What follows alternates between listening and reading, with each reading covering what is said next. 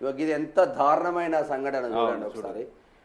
నిండు గర్భిణి దారుణ హత్య, భర్త లేని వేళ గుడ్డలతో నరికి చంపిన అత్తింటి వారు, కులాంతర వివాహం చేసుకున్నారనే కక్షతో దాడి. ఆసిఫాబాద్ జిల్లా దహేగం మండలంలో ఘటన.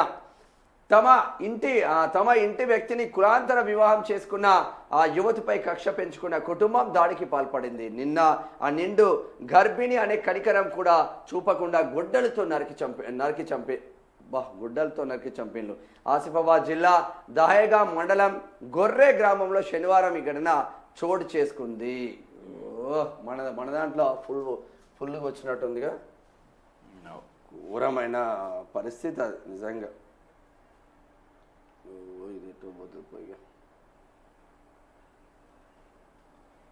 ఘోరం అంటే ఘోరం. కులాంతర వివాహాలు, కులం లేదు, మతం లేదు, మొత్తం ఇక మనమే అని ఏకుతాం పీకుతాం కానీ దారుణమైన పరిస్థితులు ఉంటాయి. మా దాంట్లో అది ఫుల్గా ఇచ్చినాం అది వార్త.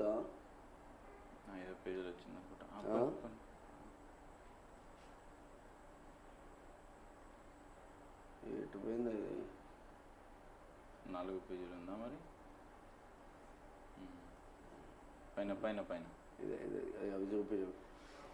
సిర్పూర్ నియోజకవర్గంలో జరిగింది. కొమరంభీం ఆసిఫాబాద్ జిల్లా దహేగా మండలం ఆ గెర్రె గ్రామంలో ఘోరమైన పరువు హత్య చోటు చేసుకుంది. గ్రామానికి చెందిన శివర్ల రాణి ఎస్టీ డోలా సామాజిక వర్గమే.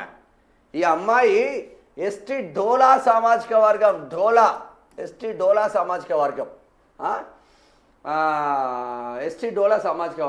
2 సంవత్సరాల క్రితం అదే గ్రామానికి చెందిన శేఖర్ బెస్త కులం, బెస్త సామాజిక వర్గం. ఇక్కడ శేఖర్ది తప్పేం లేదబ్బా, భార్యాభర్తలకేం ప్రాబ్లం లేదు.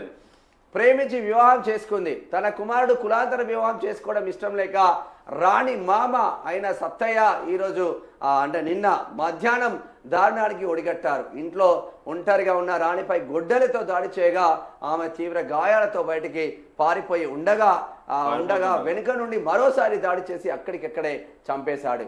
దాడి సమయంలో రాణి 8 నెలల గర్భిణిగా ఉన్నట్టు సమాచారం. ఈ ఘోర ఘటనతో గ్రామంలో తీవ్ర విషాదం నెలకొంది. పోలీసులు కేసు నమోదు చేసుకుని దర్యాప్తు. ఏమైతుంది? ఎంత మంచిగా ఉన్నది చూడు, ఎంత ముద్దుగున్నది పాప. ఏం రోగం అవుతుందిరా నాయన? భార్య భర్తలకు ఇబ్బంది లేదు, అమ్మాయి తెల్లగా మంచిగానే ఉన్నది కదా. ఎట్లున్నా అని నువ్వు అప్పుడే ఇలా కొట్టేది ఉండే కదా ఇంట్లోకి వెళ్ళి. నీకు నచ్చకపోతే మీరిద్దరు ప్రేమ వివాహం చేసుకున్నారు, నా ఇంట్లో ఉండకండి అంటే వాళ్ళ సాగు వాళ్ళు చచ్చేవాళ్ళు కదా. నువ్వేదైనా శిక్ష చేసేది ఉంటే నీ కొడుకు టౌన్ లోకి పోయో మంచిర్యాలకు పోయో ఏదో ఒక చిన్న జాబ్ చేసుకుని ఉండేవాళ్ళు కదా. నిండు గర్భిణి ఎట్లా చంపాలనిపిస్తుంది? ఎంత పాపాత్ముడు అయితే ఎంత ఏం మీకినట్టు నువ్వు ఇక పోయి జైల్లో ఉంటావు. ఇప్పుడు 20 సంవత్సరాలు జైల్లో ఉంటావు. నీ కొడుకు జీవితం ఏంది? సరే చంపేది అవి, నీ కొడుకు మనశ్శాంతిగా ఉంటాడా? ఆ పిల్లగాడు ఏమైనా చేసుకొని వాడు చచ్చిపోతే నీ పరిస్థితి ఏంది? నీ కులం ఏం పెడుతుంది? ఎలా కొడితే వాళ్ళిద్దరనేడన్నా కష్టం చేసుకొని బతారు. మిర్యాలగూడలో ఏమైందో చూడలేదా? ఏం ఎటు పోతుందో వ్యవస్థ, కానీ దారుణమైన పరిస్థితులు ఉన్నాయని చెప్పుకోవచ్చు.